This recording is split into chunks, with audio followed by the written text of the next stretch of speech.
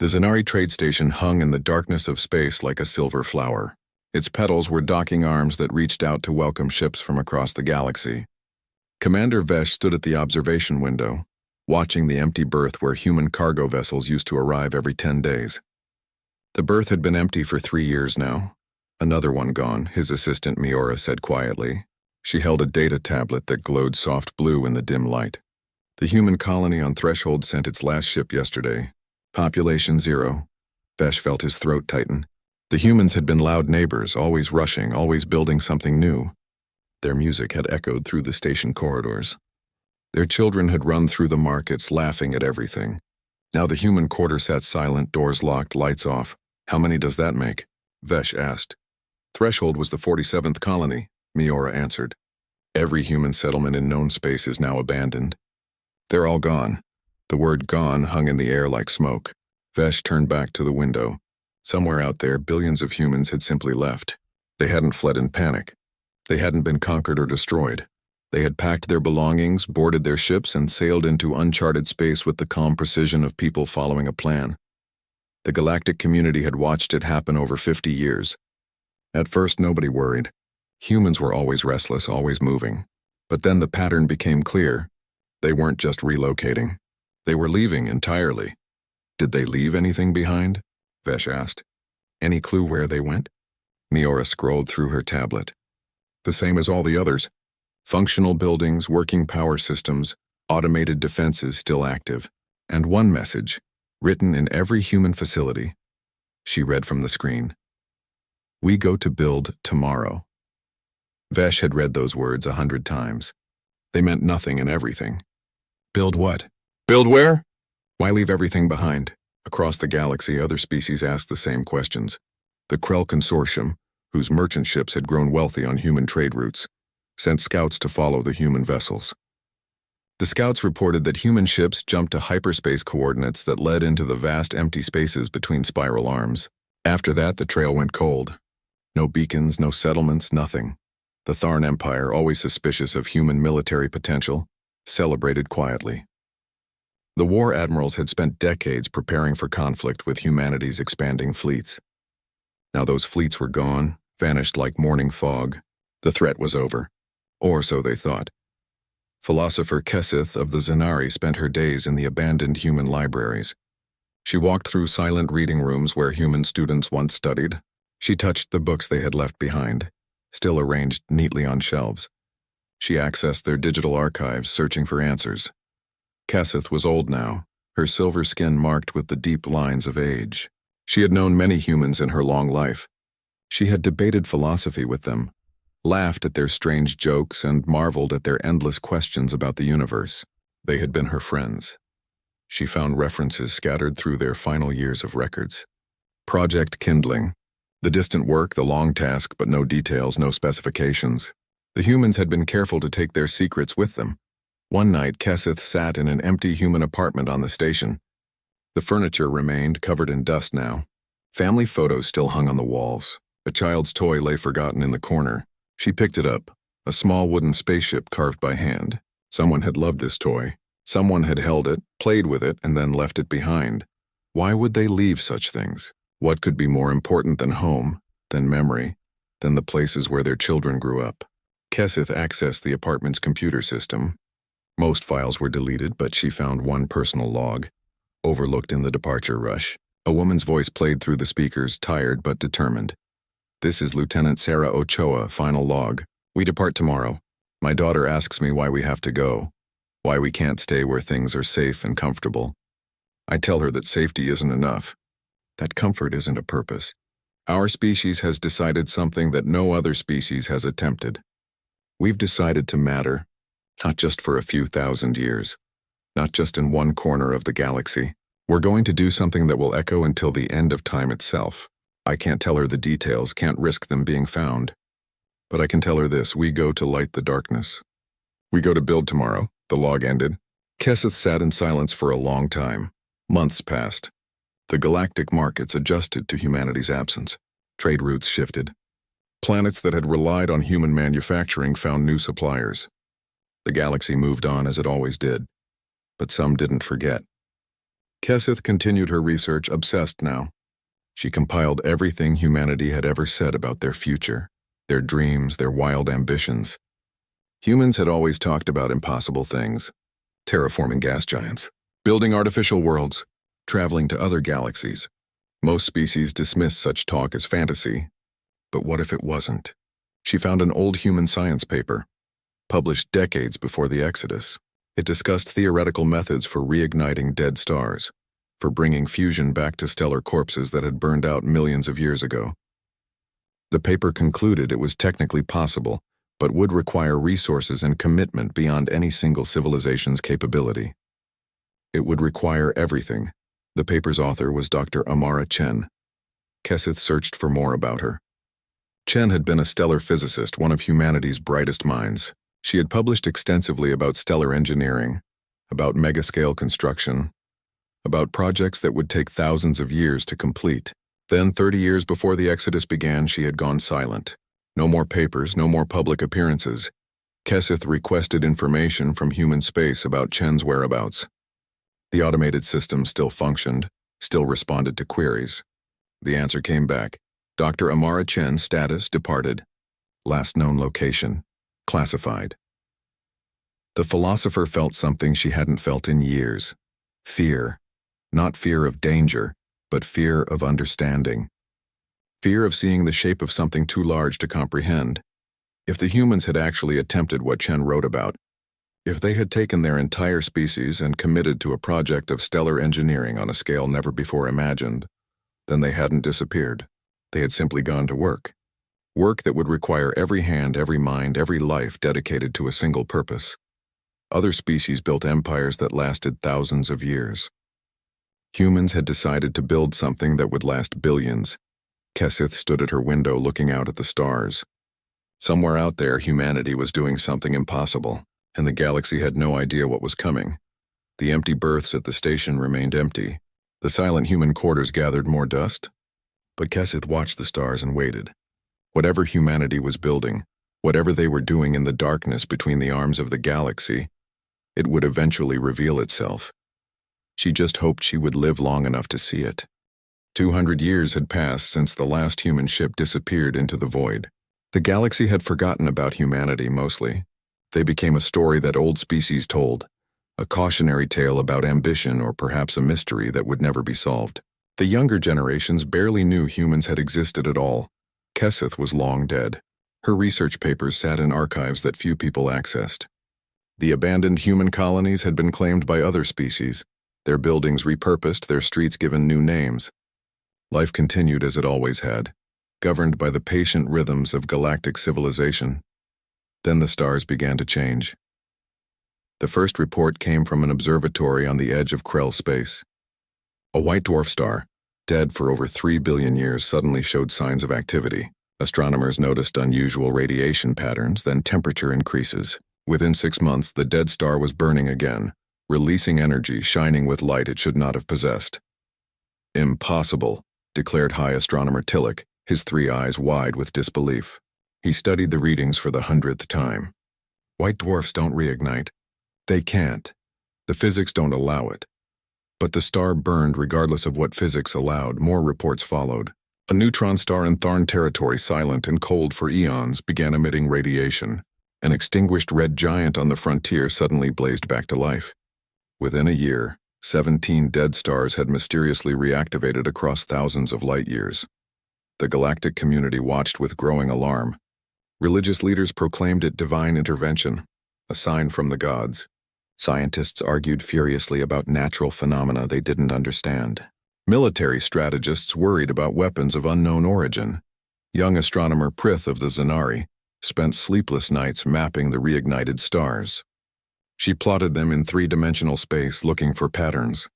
Most cosmic events were random, scattered by the chaos of the universe. But these stellar reactivations weren't random at all. They formed a shape. Prith brought her findings to the Galactic Science Council, her hands shaking as she presented the holographic display. The reignited stars, when viewed from the right angle, created a geometric pattern. Not a natural formation, but something designed, something intentional. "This is a message," she said, her voice barely steady, "or a marker. Someone is deliberately reigniting these stars in a specific configuration. The council chamber fell silent. Through the large windows, the stars glittered, suddenly seeming less friendly, less predictable. Who has this capability? Council Chair Venom asked. What civilization possesses technology to restart stellar fusion? No one had an answer. No known species could manipulate stars. It was beyond anything the galaxy had achieved. Some civilizations could harvest stellar energy, but to actually restart a dead star, that was the work of gods, not mortals. The Tharn Empire, always ready for military action, dispatched a battle fleet to the nearest reignited star. Grand Admiral Korth commanded the mission personally, his reputation built on victories in a dozen conflicts. If this was a weapon, the Tharn would be first to understand it, first to control it. The fleet emerged from hyperspace at the edge of the star system and immediately detected the impossible. The dead star burned at the center, yes, but surrounding it was something even more shocking. A structure. No, dozens of structures. Massive constructions that dwarfed planets, that made the largest space stations look like toys. Distance to nearest structure, Korth demanded. 40 million kilometers, Admiral. The structure appears to be in stable orbit around the star. Scanning now for composition. The science officer paused, her voice faltering. Sir, the readings don't make sense. The structure is larger than any asteroid. It's radiating controlled energy. There are fusion reactors, millions of them, all interconnected, and there's more deeper in the system. Multiple megastructures, all arranged in a spherical pattern around the star. Korth stared at the viewscreen. The structures gleamed in the light of the reborn star, their surfaces covered with what looked like machinery. Kilometers upon kilometers of technology, working in perfect harmony. Are they manned? Any life signs? Scanning, sir. There are habitation sections, massive ones, detecting automated systems, power distribution networks, and... Admiral, I'm picking up a signal. It's broadcasting on multiple frequencies, mathematical sequences repeating in patterns. Show me. The numbers appeared on screens throughout the bridge. Simple at first, then increasingly complex. Prime numbers, mathematical constants, geometric progressions, and woven through them, coordinates, star charts, and something else. A message in code. Prith arrived with the second wave of science vessels 3 weeks later. She had spent the journey studying the transmissions, running them through every decryption algorithm the Zanari possessed. When she finally cracked the basic structure, her hands went cold. The mathematical signature was human. She stood in the conference room aboard the science vessel, surrounded by representatives from a dozen species. The holographic display showed her analysis. The coding structure matches human mathematical notation, she explained. The base systems, the symbolic language, even the humor in some of the sequences. This is human work. Humans built these megastructures. Humans reignited this star. That's impossible, someone objected. Humans were barely capable of interstellar travel when they left. This technology is centuries, perhaps millennia beyond what they possessed. 200 years, Prith said quietly. They've had 200 years of focused development. And based on what we're seeing, they devoted everything to this. Every resource, every mind, every moment. The structures revealed themselves slowly as more survey teams arrived. Each megastructure was a masterpiece of engineering. There were stellar mirrors that focused radiation, fusion reignition arrays that pumped energy back into the dying star's core, matter collectors that harvested interstellar hydrogen and fed it to the star like fuel, energy distribution networks that could power entire civilizations, and everywhere the mark of human design. The aesthetic was unmistakable to those who remembered. Clean lines, functional beauty, efficiency married to ambition. But where were the humans themselves? Admiral Korth authorized landing teams to explore the habitation sections. The soldiers moved through corridors wide enough to drive vehicles through, past windows that looked out onto the reborn star. Everything was pristine, maintained by automated systems but empty of life. Then they found the cylinders, massive habitation cylinders, each one 10 kilometers long, rotating slowly to provide gravity. And inside them, suspended in cryogenic chambers by the millions, humans slept. Men, women, children, all in stasis, their vital signs minimal but stable. They floated in dreams while their automated systems continued the work. The discovery spread through the galaxy like shockwaves. Humans hadn't disappeared. They had transformed themselves into something new. They had become stellar engineers, builders on a cosmic scale, and they were just getting started. The star charts encoded in the transmissions showed more locations, dozens of them, hundreds of them. Everywhere humanity had gone, they were waking up dead stars. They were bringing light to the darkness, one star at a time. Prith stood at the observation window, watching the reborn star burn. Its light fell on her face, warm and steady. 200 years ago, this star had been a cold corpse. Now it lived again, would live for billions of years more because humans had decided it should. She thought of Keseth, the old philosopher who had never stopped looking for answers. If only she had lived to see this. To see that humanity's disappearance wasn't an ending. It was the beginning of something far greater than anyone had imagined. The awakening began at dawn. Though dawn on a space station meant the programmed cycle of lights gradually brightening throughout the habitation cylinder. Inside cryogenic chamber 2847, Sarah Ochoa's vital signs slowly increased. Her heart rate climbed from 3 beats per minute to 20, then 40. Her neural activity bloomed like flowers opening to the sun. She opened her eyes to soft light and the gentle hum of machinery. A medical drone hovered nearby, its sensors scanning her condition. The chamber lid slid open with a quiet hiss. "Welcome back, Lieutenant Ochoa," a synthetic voice said. "You have been in stasis for 173 years, 4 months and 12 days. The Rigel Station stellar reignition is complete and stable. Your shift is beginning." Sarah sat up slowly, her muscles weak from decades of sleep, but her mind was clear, sharp, focused. She remembered everything. The exodus, the mission, the choice her entire species had made. She climbed out of the chamber and looked through the observation window. The star burned. Where once there had been only a cold white dwarf, now there was light and heat and energy that would last for billions of years. The megastructures surrounding it gleamed like jewelry, each one a triumph of human engineering. Sarah felt tears on her cheeks and didn't wipe them away. "Status report," she said, her voice rough from disuse. 17 stellar reignitions completed across the target sectors, 342 more in progress. Current human population awakened, 43 million across all stations. Scheduled to increase to 1 billion within 6 months as additional projects require personnel. Sarah nodded. The plan was working. Humanity had scattered across the dead zones of the galaxy, each group targeting stars that had died, that had gone cold and dark. They slept while automated systems did the preliminary work, waking only when human judgment and creativity were needed. She made her way to the command center, passing other humans who had awakened in recent weeks. They moved with purpose, checking systems, reviewing data, making adjustments to machines that were keeping a star alive. Some were young, barely 20 when they entered stasis. Others were old, gray-haired, their faces lined with age. But all of them wore the same expression of determination. In the command center, Sarah found Captain Marcus Young studying holographic displays of the star's fusion processes. He looked up when she entered, his face breaking into a warm smile. "Sarah, good to see you're up." "Good to be up. How's she running?" "Like a dream. Core temperature stable, fusion rate optimal, energy output exceeding projections by 3%. We're feeding the collected hydrogen at exactly the right rate. This star will burn for another 5 billion years, easy." Sarah felt pride swell in her chest. "And the others?" "All green across the board. The Tharn found us, by the way. They sent a battle fleet 3 months ago. They're still orbiting, trying to figure out what we've done. Let them look. They'll understand eventually." The galactic community's response to humanity's work had been complicated. Some species were in awe, others in fear.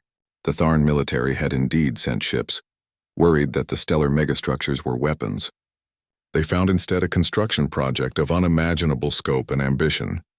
Teams from various species began requesting permission to study the installations. Sarah authorized limited access, sending automated shuttles to pick up scientific delegations and bring them to safe observation areas. One such delegation included astronomer Prith of the Zanari. Sarah met her in the station's main briefing room, a space with windows looking out onto the stellar arrays.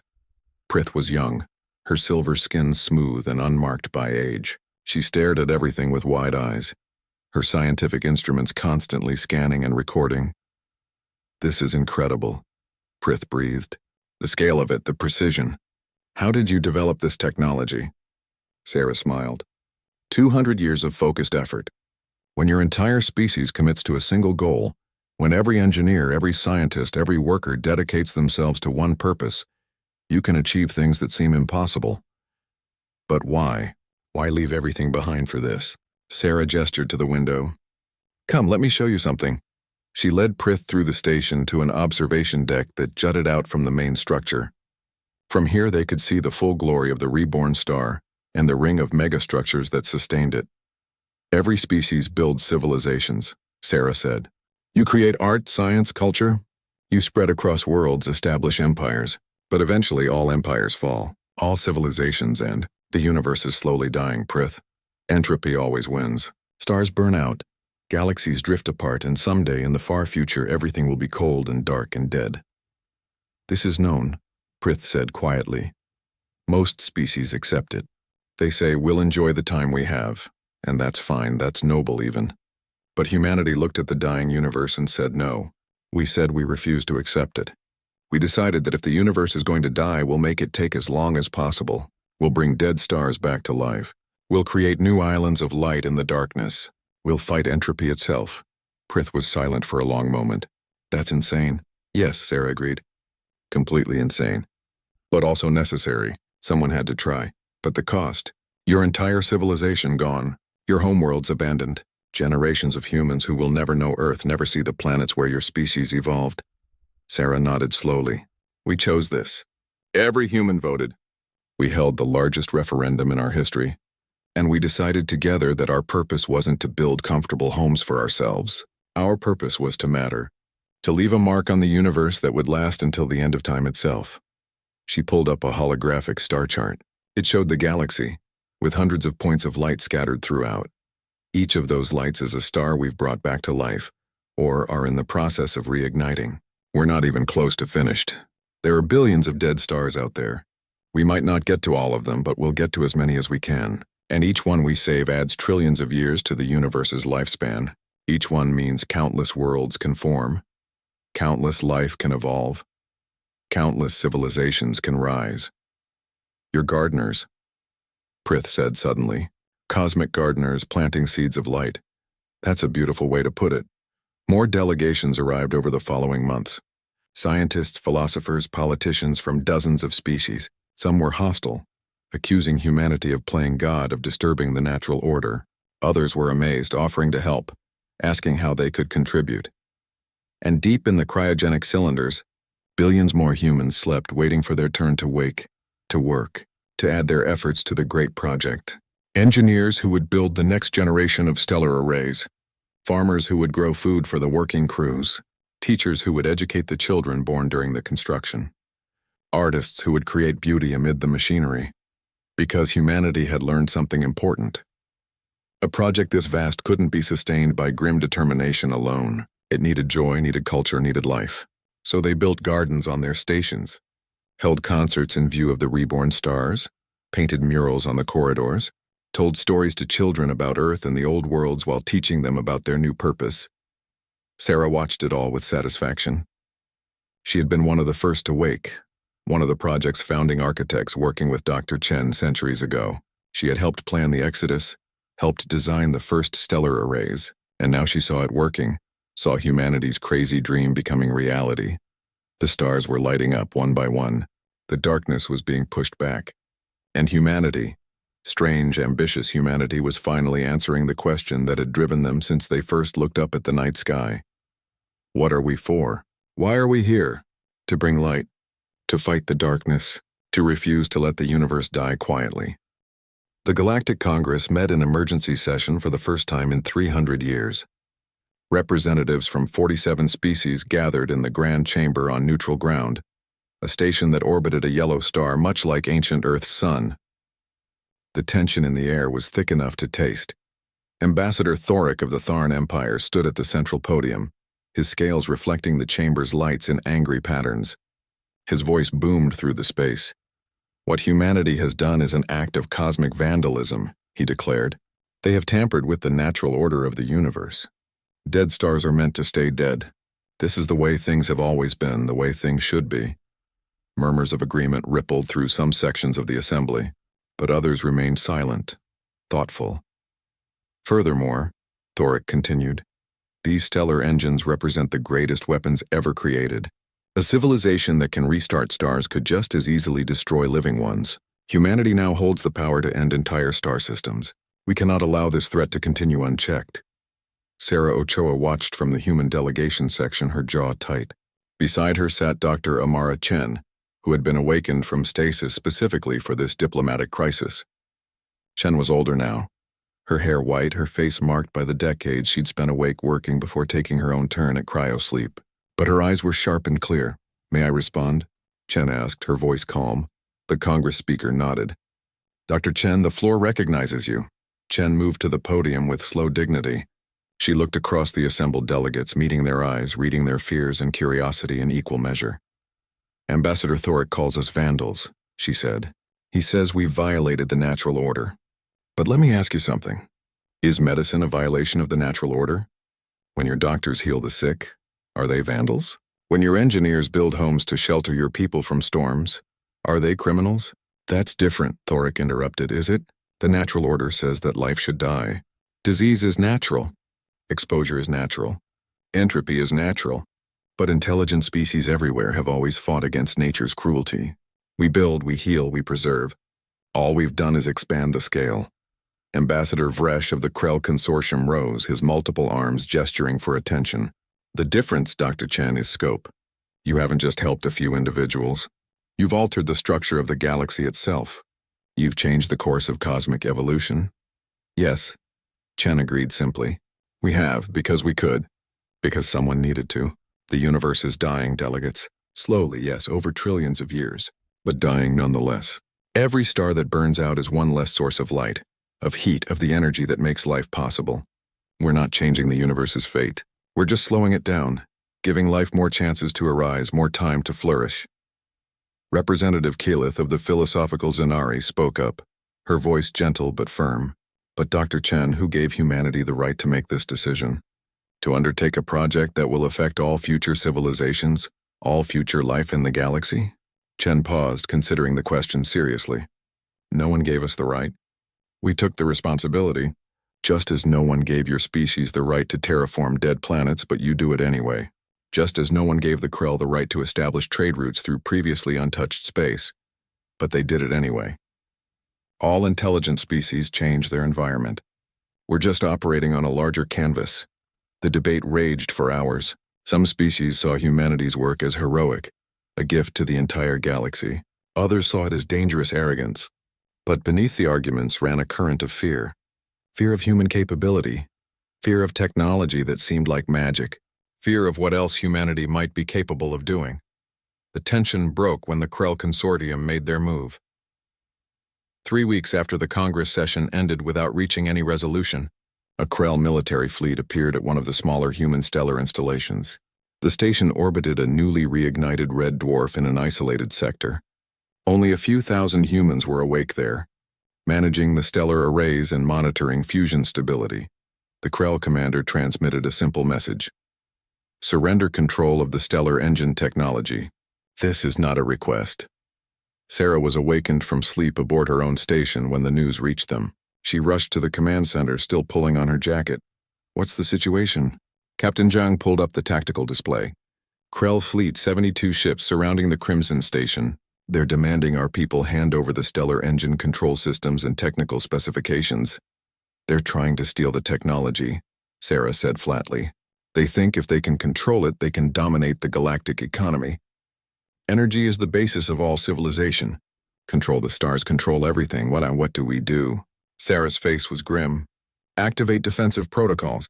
Full autonomy for the station's AI systems." "Sarah, that could mean—" "I know what it means. Do it." At Crimson Station, the human crew had already retreated to safe areas.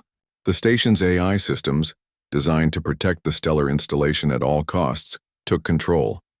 When Krell Marines attempted to dock and board, they found themselves facing automated defenses that moved with inhuman speed and precision. The first boarding ship was disabled by targeted electromagnetic pulses. The second was seized by docking clamps that wouldn't release. When a Krell commander tried to use weapons to blast through the station's hull, the station's defense systems responded with overwhelming force. Laser arrays designed to adjust stellar mirrors turned toward the attacking ships. Particle beams meant for manipulating solar wind became weapons. Within minutes, the Krell fleet was in full retreat, several ships crippled, others fleeing as fast as their engines could manage. No Krell died in the attack.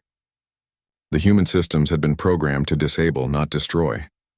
But the message was clear. Humanity's stellar installations were not vulnerable targets. The galactic community reacted with shock. Some species praised the restraint humanity had shown. Others were terrified by the demonstration of power. The Tharn Empire demanded sanctions against humanity. The Krell Consortium issued formal apologies while quietly nursing their wounded pride. Dr. Chen called for another Congress session. This time she brought a proposal. "We understand your fears," she told the assembled delegates. "We understand that what we're doing is unprecedented, that our technology is powerful and could theoretically be weaponized. So here is our offer. Join us." Silence fell across the chamber. The work we're doing is too vast for humanity alone. Yes, we've made significant progress, but there are billions of dead stars in this galaxy. We're offering to share our knowledge, our technology, with any species willing to commit to the same purpose we have. Not to control stars, not to weaponize them, but to save them. To extend the life of the universe itself, and if we refuse, Thoric asked, then we continue without you. We won't stop our work. We won't surrender our technology to those who might misuse it. But we also won't interfere with other species' development. Live as you wish. Build your empires, pursue your ambitions. We'll be out in the dark, lighting stars. This is blackmail, someone shouted. No, Chen said firmly. This is reality. Humanity has committed to this path. We've given up our old civilization, our old lives, everything we were to become what we are now. Stellar engineers, gardeners of the cosmos. We're not going back. We're not stopping. The only question is whether you want to be part of it. The vote that followed was mixed. Some species immediately agreed to send scientists and engineers to learn from humanity. Others refused, maintaining their opposition. A few remained neutral, waiting to see how events would unfold. But the important thing was that the conversation had changed. Humanity wasn't asking for permission anymore. They had demonstrated both their capability and their resolve. The galaxy would have to adapt to a new reality, a reality where humans were reshaping the cosmos itself. Sarah watched the results come in from her station, the reborn star burning steadily outside her window. The path forward wouldn't be easy. There would be more conflicts, more misunderstandings, more fear to overcome, but the work would continue. The stars would keep lighting up, and slowly perhaps the galaxy would come to understand what humanity had understood 200 years ago. That hope wasn't just a feeling. It was a choice, an action, a refusal to accept endings. 50 years had passed since the Krell incident. 50 years of slow, patient bridge building between humanity and the other species of the galaxy. 50 years of teaching, learning, and working together toward a common purpose. Ambassador Prith stood in the observation lounge of the joint human-Zanari stellar installation, orbiting a star that had been dead for 2 billion years. The star now burned with steady, healthy light. Its fusion processes carefully maintained by the combined efforts of two species working in harmony. She was old now, her silver skin marked with the deep lines that spoke of a long, full life. She had devoted decades to understanding humanity's work, and then decades more to helping her own people join it. Now, as she prepared for her final rest, she wanted to see the fruits of that labor one more time. Through the vast windows, the reborn star illuminated a nebula that stretched across light years of space. The nebula glowed with colors that hadn't been seen in this region since before the first fish crawled onto land on ancient Earth. Red and gold, purple and blue, all the shades of creation lit up by the star that humanity and the Zanari had saved together. Beautiful, isn't it? A voice said behind her. Prith turned to see Sarah Ochoa, who had come out of stasis for this occasion. Sarah was older too, though the long periods of cryo-sleep had preserved her better than normal time would have. Still, her eyes showed the weight of centuries, the accumulated memory of watching the galaxy slowly change. It is, Prith agreed. When I first learned what you were doing, I thought you were insane. Now I think you were the sanest people in the galaxy. Sarah smiled. We're still insane. We're just usefully insane. They stood together in comfortable silence, watching the nebula glow. Other beings moved through the observation lounge behind them. Zanari engineers consulting with human technicians. Krell merchants who had learned that there was profit not in controlling the technology, but in facilitating the vast supply chains needed to keep the stellar installations running.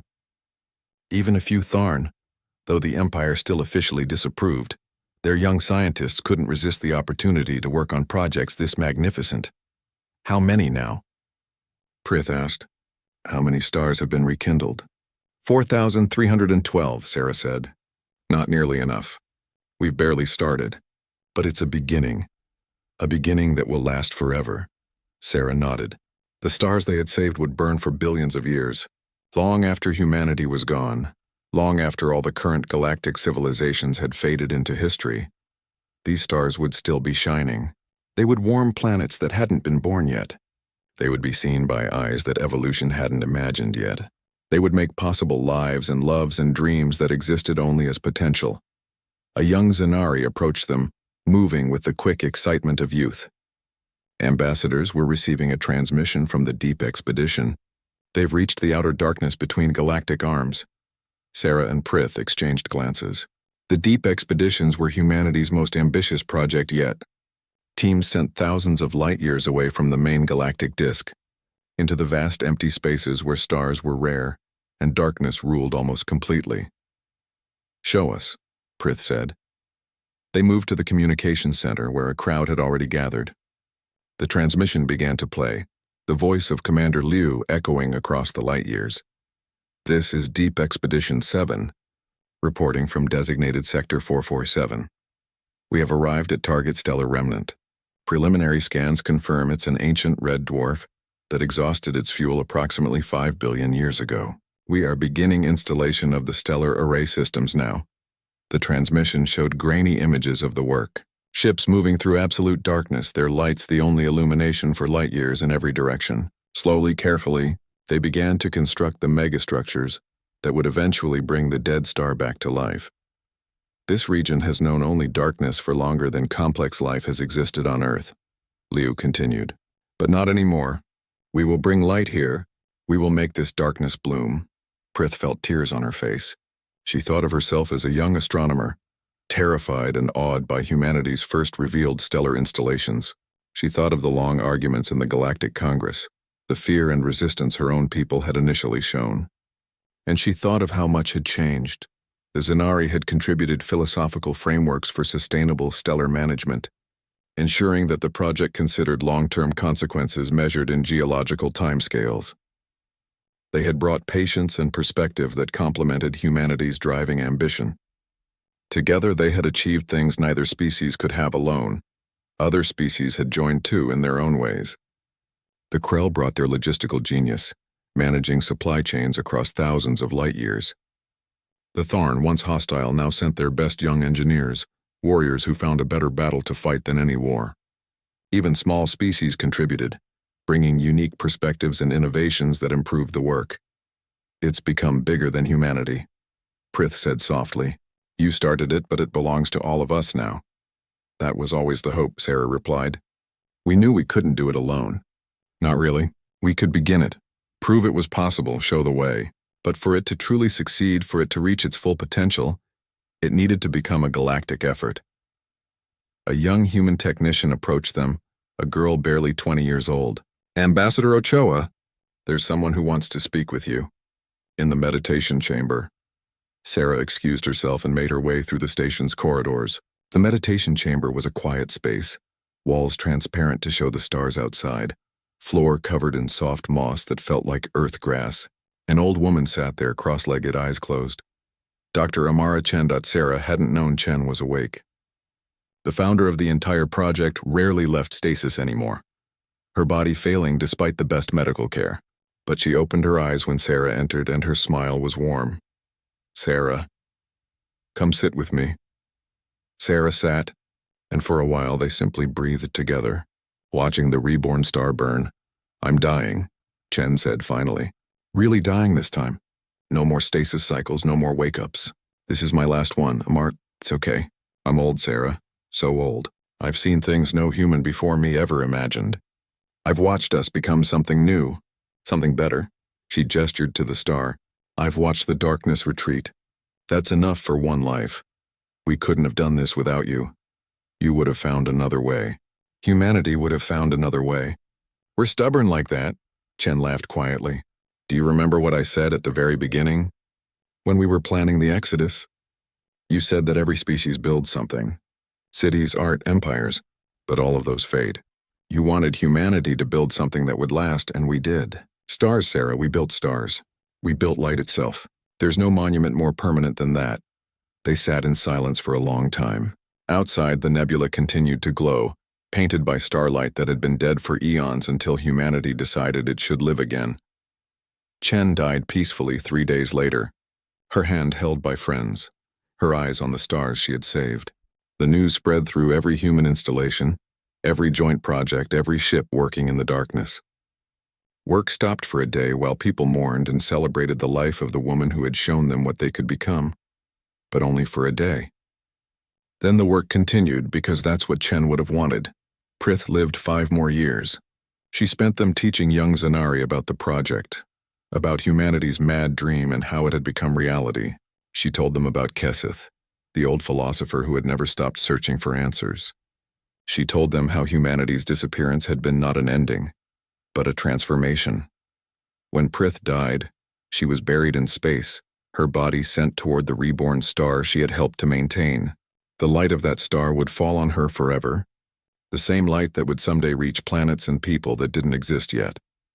Sarah continued waking and sleeping, working and resting as the centuries rolled past. She saw the count of rekindled stars reach 5,000, then 10,000. She saw new species join the project, bringing fresh ideas and energy. She saw stations built that were cities in space, places where families lived and children grew up knowing that their purpose was to tend the stars. And always the transmissions came from deeper in the darkness, from the expeditions pushing outward, finding ancient stellar remnants in the most remote regions of space, bringing light where there had been only cold and silence. The final message Sarah received before entering her last long sleep came from an expedition so far from the Galactic Center that their signals took weeks to arrive. Commander Petrov, a young woman Sarah had never met, spoke with wonder in her voice. Ambassador Ochoa, we've found something incredible, a cluster of dead stars in intergalactic space, so far from anything that they probably haven't been seen by living eyes in billions of years. There are hundreds of them. We're going to bring them all back to life. We're going to make a constellation that will be visible from the galactic core, a sign in the darkness that says we were here, we cared. We refused to let the light die. Sarah smiled as she lay down in her cryo chamber for the last time. The medical systems began their shutdown sequence, her consciousness fading into dreams.